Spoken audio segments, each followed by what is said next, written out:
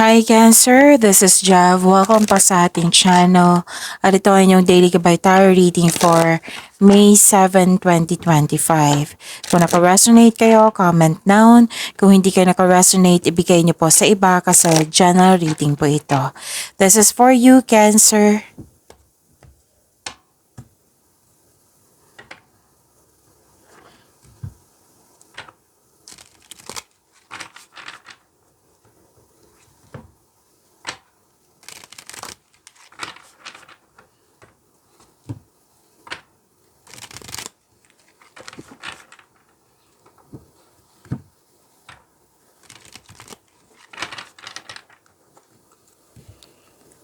Para po ito sa inyo, Cancer.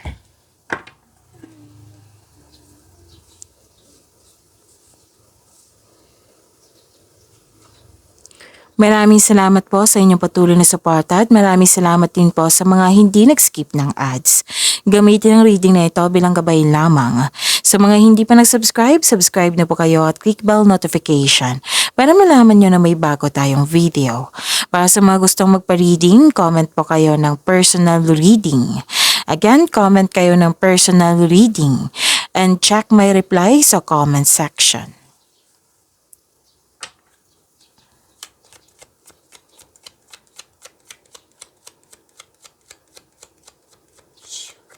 Spirits Guide, mga ganap pa para kay Cancer, I need 3 cards po.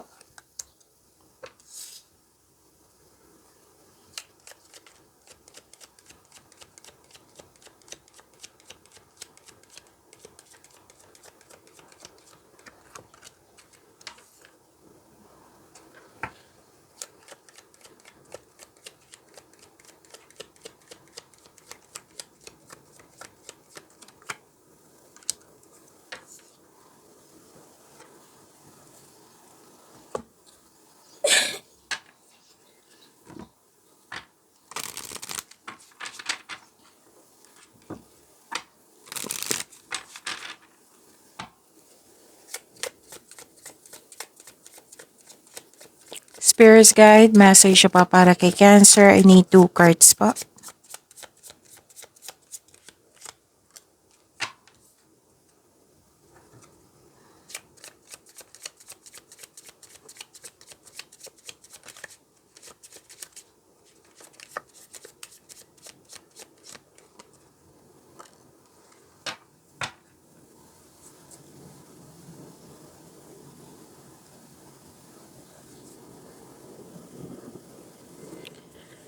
Cancer, may nag-uusap dito tungkol sa big business, career, and finances. May malaking influence ng isang mother figure sa araw na ito. May power, authority, and protection. So, claim nyo po. Mag-ingat lang po kayo kasi may nakita kong rivalry dito, selos, inggit, tuso, mandaraya, sinungaling, mapanlin lang. At may nakita rin ako ditong temptation. Pwede din na may tuto sa inyong desisyon or may concern tungkol sa third party. May nag-uusap dito na grupo ng tao regarding sa domestic matters or property. At may nakita kong prosperity. Wow, claim niyo po. At may nakita rin ako ditong home base yung trabaho nyo, ang ilan sa inyo. At gusto nyo magstay sa bahay, magstaycation sa bahay kasi you felt relaxed, calm, and security pag nasa bahay kayo.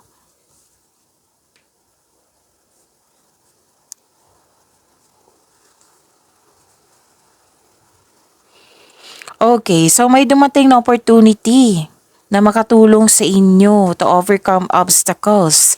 It's an opportunity to overcome obstacles.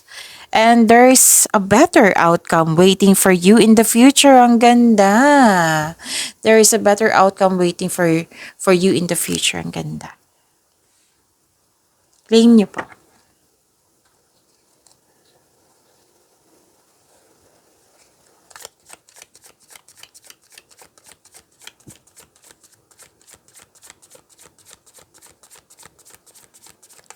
Spirits Guide, ano po yung energy ni Cancer?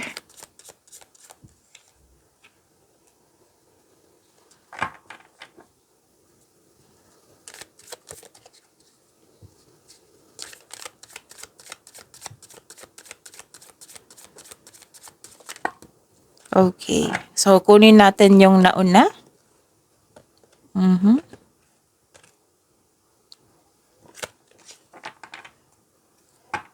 Kung may narinig kayo or may nakita kayong repeating message, ah, like for example, nanood kayo ngayon ng May 6 and May 7, video reading nyo, Cancer. At may napansin kayo na repeating message. O, yan po yung pinupush ng cards nyo na kailangan nyo bigyan ng atensyon, solusyon, at aksyon kung maaari po. So, ano yung energy ni Cancer?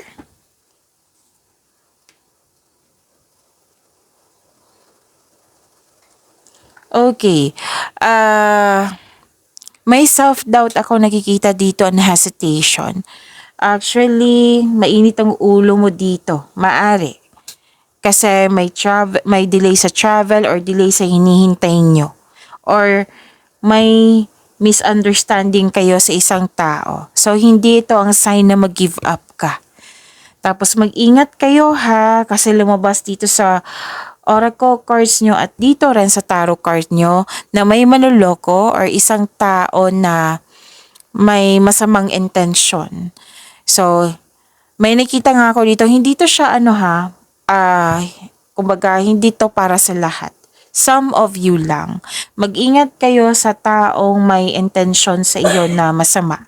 Which is sumabas dito sa oracle nyo sa tarot cards. Which is manloloko. May plano to na masama. Like for example, single kayo. Example lang po ito. Kasi ito yung nakikita ko. Hindi naman to lahat. Oo. Pwedeng iba yung intention niya. Pero may nakita kasi ako dito na very alarming.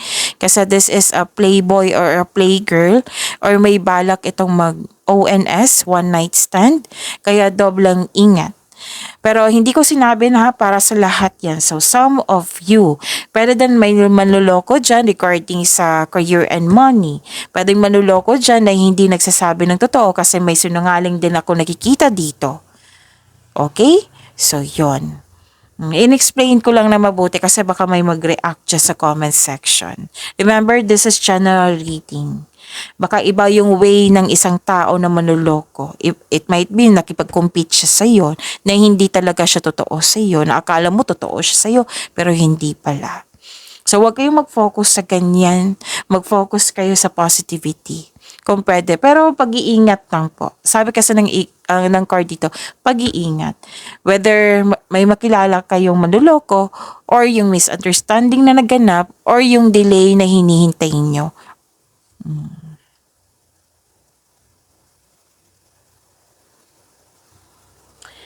And ang ganda nito, yes. Cancer, kasi this is wealth and generosity. I think ang ganda din ng career and money nyo kahapon. I think ha, kasi may lumabas na pera dito kung hindi ako nagkakamali. So, yun, this is wealth and generosity. Ang ganda. And financial stability nakikita ko dito. Dito na lang kayo mag-focus kasi ang ganda-ganda oh. Financial stability. And pwedeng may offer sa inyo na leadership role or pwede din nakikita kanilang magaling ka na leader. So, pwedeng may posisyon ka dyan, pwedeng may ari ka ng negosyo. Tapos, mahusay sa buhay. Alam niyo, Cancer, nakikita ko dito, mahilig kayo magbigay ng tulong lalo na sa pera. So, financial stability, claim niyo po ito ha. Tapos, ang pagtaas ng tagumpay sa kaperahan, nakikita ko talaga dito na hawak niyo na. So, may magbibigay din ng tulong sa iyo. Sa mga, pwedeng tulong to or regalo, pero most likely tulong to eh. May nagregalo din, oo. Pero most likely, most of you makatanggap ng tulong or kasosyo or tulong na para makamit yung layunin mo sa buhay. Yan.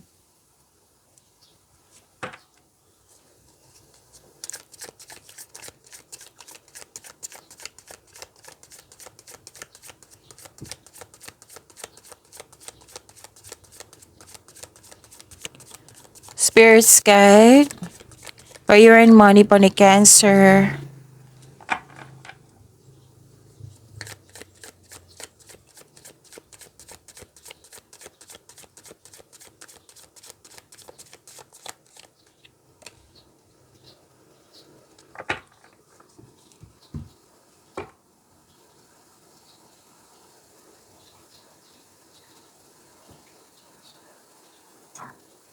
Excuse me, kailangan ko lang mag-burp. Okay. So may parating na job opportunity sa inyo or new source of income. Okay, na maaring makainhas sa inyong kaperahan. Ang ganda, maraming pagkakataon, no? Ang ganda. Yes na yes. So, wag mong palampasin ng pagkakataon na ito. Pwede din nag-enjoy ka sa mga gawain niyo dyan. Or masaya ka sa inyong workplace or sa kasamahan mo, magaan kasama ang iyong mga katrabaho. Pwede din may bago kayong kaibigan dyan or bagong kasamahan na magaan ang loob mo sa kanya. Tapos nakikita ko dito yung alagang-alaga mo, yung career and money mo.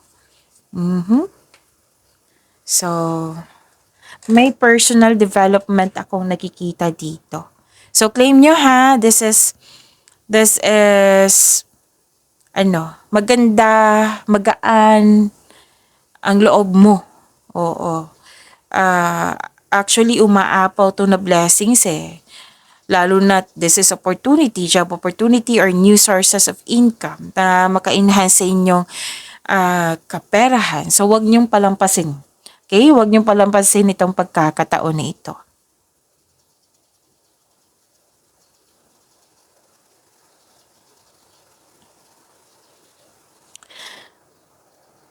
Mag-ingat lang kayo.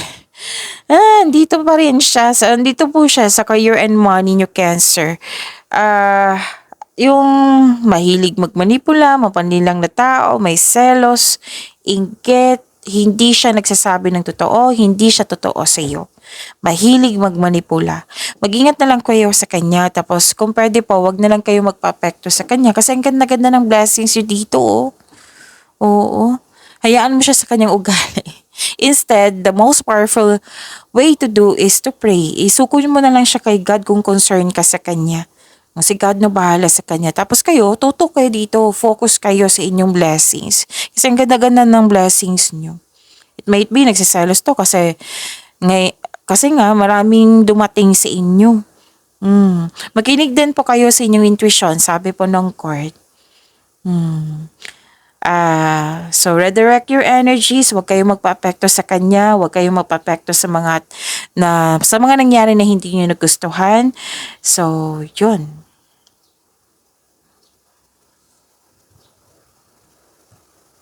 Okay. You're divinely guided. With the divine assistance, all things are possible. Basta dito tayo sa positivity, dito tayo mag-focus sa control natin. Huwag na lang kayo magpa-apekto kung pwede po sa mga distraction na yan. So yung nakita ko dito, hard work, productivity, kasi nga sabi ko kanina na inalagaan nyo naman buti yung posisyon nyo, yung career and money nyo. Pero may paalalang card nyo dito na huwag mag-say yes ng yes na hindi naman akma sa inyong schedule. Kasi nakita ko dito, pag nagkaroon ng ganito, yung tanggap ng tanggap kayo, mababurnout kayo. So, yun, pagbalanse, hard work, walang masama dyan. Dedikasyon sa trabaho kasi nakikita ko dito. Patuloy mo lang magsumikap. Pero siguraduhin mo na balanse din dyan. Okay? Yung hindi kayo mag-overspend sa trabaho. Okay? Actually, kasi sobrang pagod mo dito. It might be, prepare yourself kasi magiging busy kayo. Marami kayong ginagawa dito na kailangan kasi ng aksyon nito. So, may time na feeling uneasy ka na. So, nawalan ka ng gana. Pwedeng sa distraction na ito na sinabi kanina. Pagod kayo. So, pahinga. Ang sabi dito, pahinga. Pahinga kayo. Pwedeng napagod kayo sa pag-uugali ng tao or pagod kayo sa mga ginagawa nyo. Kaya importante yung pahinga. Kasi kung magkaroon ng pahinga sa pagbalik nyo, re-energize na kayo, makagawa na kayo ng solusyon yan, makapag-isip ka na ng maayos, makapagtrabaho ka na ng maayos. Basta yung sinabi ng card dito, protect yourself. Put boundaries sa mga negativity, sa toxicity. Patuloy mo lang yung magsumikap. Kasi dito na tayo mag-focus sa umaapaw na blessings na binigay sa inyo.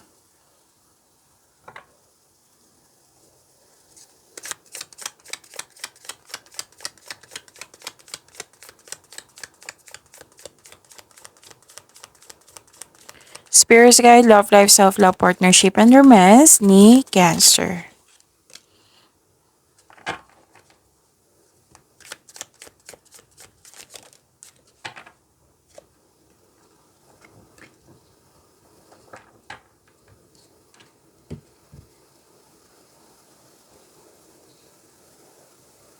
Okay, dalawang card na po nagsabi dito, Cancer. Kailangan tong malaman para magpahinga talaga kayo. Ayaw niyo magpahinga? Bakit naman? Ayaw niyo magpahinga, hindi maayos yung tulog mo. Restlessness nakikita ko dito eh. Walang pahinga, ayaw mo magpahinga, wala kang tulog, ayaw mo matulog. Hindi ka kampante. You're avoiding of self-reflection. Bakit naman? Kailangan po natin yung self-reflection, time for reflection. Bakit? May pahinga dyan, may solusyon sa inyong problema, sagot sa inyong mga katanungan, may re-energize ka niyan. So kung hindi nyo alam yung process niyan, then try to research. Siyempre, piliin nyo po yung legit na website. Okay? And parang kahapon pa to, Cancer. So, kung hindi ako nagkakamali sana'y ma-overcome nyo to. Kasi, avoiding of self-reflection, restlessness talaga nakikita ko dito. Alam niyo naman, yung sabi ko kanina, 'di ba, na kung pagod kayo, magpahinga talaga kayo. Siyempre, lahat naman tayo gustong masolusyonan yung mga yung mga problema natin, yung concern natin, yung bigat na naramdaman natin. So, para matulungan yung sarili natin, pahinga muna. Okay? Tamang tulog, tamang kain, tamang pahinga. If you're not okay talaga, then ask your doctor for the right vitamins kung kinakailangan. So, basta help yourself.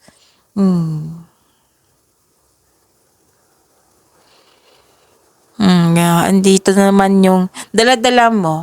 Whether sa love life to na problema or problema to sa career and money na isang tao na mahilig magmanipula. Let's say, sa career and money, dala-dala mo sa bahay. Kung sa love life, kung problema to sa bahay, o sa pamilya mo, sa love life nyo, dala-dala mo sa career and money nyo. Natandaan nyo ba, kung matagal na kayo dito, natandaan nyo ba yung sinabi ko, kung may problema kayo sa career, let's say kung for example to, career, money, love life, personal life, friends, family, basta ganyan. Kung may problema kayo sa love life, huwag nyo idamay yung iba. Kung may problema sa career and money, huwag nyo idamay yung iba. Subukan nyo yan. Kasi para kung mabigyan na ng solusyon, maging maayos na yung problema nyo sa isang sitwasyon, at least yung iba is, di ba, maayos pa rin. Hindi ka mahirapan. So, I'm telling you now na para hindi ka mahirapan. Pero nasa iyo naman po iyan kung desisyon nyo po iyan. Kasi buhay nyo po iyan. Okay? And parang hinahayaan mo kasi dito, dalawang card na po nagsabi dito na hinahayaan mo ang tao na saktan ka or hindi ka pa ready or natatakot ka pa sa paggawa ng desisyon, whether single ka man, may relasyon sa buhay mag-asawa to ha. Parang nabibigatan or natatakot ka sa paggawa ng desisyon. So, sabi ng card dito, same pa rin. Tatlong card na po nagsabi dito, pahinga muna, Cancer. Kasi kung maguguluhan ka, kailangan din ng pahinga yan eh. So, you need to calm and balance. Okay? So, yan yung, anong tawag dito? Yan yung sabi ng card. So, yan, ma-overcome nyo yan, don't worry. Kasi may binigay na blessings dito yung universe. It's an opportunity to overcome obstacles. So, ma-overcome nyo yan, I believe. Basta help yourself, ha? Okay, so pagyamanin niyo po yung blessings sa binigay sa inyo, Cancer. See you tomorrow. Maraming salamat po.